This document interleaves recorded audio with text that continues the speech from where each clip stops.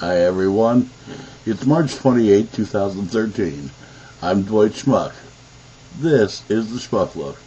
First, I want to say thank you to Austin Rosello and Scanner of Doom, 2 new subscribers to the Schmuck Look. Thank you guys, I appreciate it. Your comments are always welcome. I want to know what you think too. Hey, sometimes it helps me to think. Today we're going to talk about a dialogue I'm having with a friend of mine out there. I've never met him, but Lars Sod, thank you again for your comments. Always welcome, as I just said to these two guys. And we've been having this conversation, Lars Sod and I, about religion and faith and this, that, and the other thing. And, you know, I've been trying to get through here that there's, to my mind, faith is worlds away from religion. Faith in a higher power, a better dimension, what have you, call it what you want, just means that, you know, it gives you moral principles to live on, to live your life on, so that hopefully if there is that heaven, the nirvana, what have you, you can maybe get close to the gates, if not all the way inside. Religion perverts that idea into, you got to believe this way, you got to pray this way, you have to call it this, and you have to do that, and you have to bow facing this way. Here's a quick question for you, real quick. You got the Bible, okay? You got the Torah, okay? You got the Quran. What's the big similarity?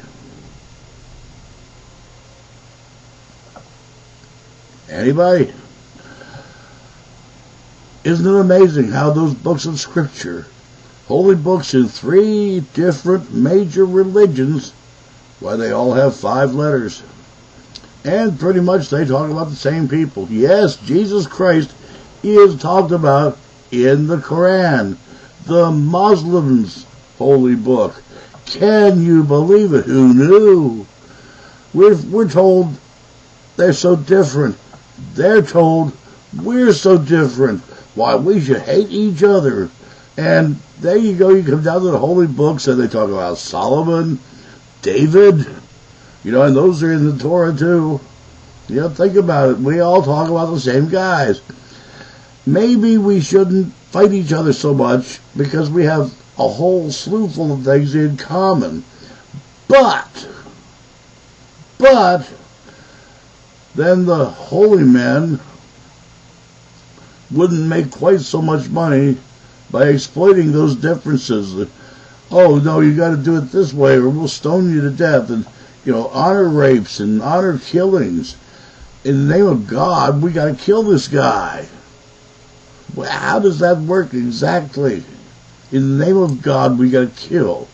When it specifically says there in those 10 commandments, thou shalt not. But in the name of God, we have to kill. Somehow or other, I think somebody's misreading something.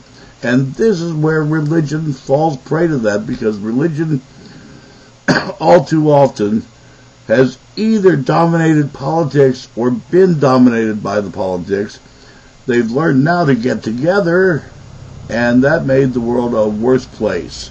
In the age of technology, the fundamentalists are gaining ground with their strictures on religion and how you have to pray and how you have to live and do unto others, but do it first and fast, and then give a lot of money to this guy over here, and you'll be saved. That's not faith at all. And they're chameleons. They're all goddamn chameleons. If you have millions of dollars to devote to a building, you could pay some income tax. And churches regularly do this. That exemption used to be maybe a good thing because it got the community involved.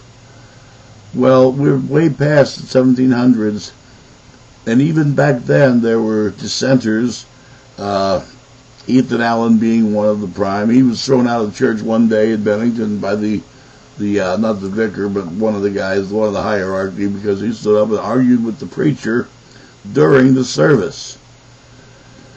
Ethan was a good old boy from up north here. And let me tell you, dear friends, them good old boys, north, south, east, west, it don't matter, they're good old boys. And you say something to piss them off, and they don't care rightly if you're a preacher, what have you. Sorry about my hair, it's all wild today, wild and woolly whitey. I was just outside with the dog. It's a little breezy. It gets that way. Anyway, faith and religion, two different things, and religion and people are often exploited to get to the ends that somebody else in power sets up and is used for. Or we can do the reverse, and somebody in power, well, here's a small little byproduct sect of a religion over here. We can pick on them for a while until, like Scientology, they get really, really big.